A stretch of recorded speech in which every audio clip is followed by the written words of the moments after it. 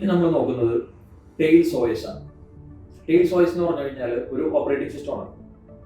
നമ്മൾ സാധാരണ operating system ഉപയോഗിച്ചിട്ട് നമ്മൾ ഇന്റർനെറ്റ് ബ്രൗസ് ചെയ്യുക, സോഷ്യൽ മീഡിയ ഒക്കെ ഉപയോഗിക്കുമ്പോൾ നമ്മൾ ചെയ്യുന്ന ആക്ടിവിറ്റീസ് എല്ലാം അവിടെ ട്രാക്ക് ചെയ്യപ്പെടും.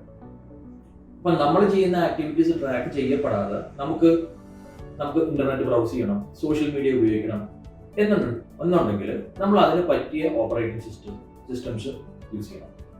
അപ്പോൾ അത്തരം ഒരു ഓപ്പറേറ്റിംഗ് സിസ്റ്റമാണ് ടെയിൽസ് OS.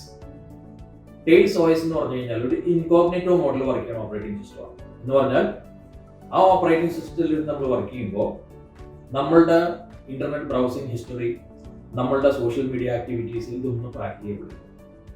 അപ്പോൾ ഒരു യൂസർക്ക് അനോണിമിറ്റി കൊടുത്തുകൊണ്ട് സെക്യൂർ ആയിട്ട് ബ്രൗസ് ചെയ്യാനും സോഷ്യൽ മീഡിയ ആപ്ലിക്കേഷൻസ് യൂസ് ചെയ്യാനും പറ്റിയ ഒരു പെർട്ടിക്കുലർ ഓപ്പറേറ്റിംഗ് സിസ്റ്റമാണ് ടെയിൽസ് OS. ഈ കൺസെപ്റ്റ് നിങ്ങൾക്ക് മനസ്സിലായെന്ന് വിചാരിക്കുന്നു. അഡീഷണൽ കൺസെപ്റ്റിന് വേണ്ടിയിട്ട് നിങ്ങൾ RedTeam ഹാക്കർ അക്കാഡമിയുമായിട്ട് ബന്ധപ്പെടും.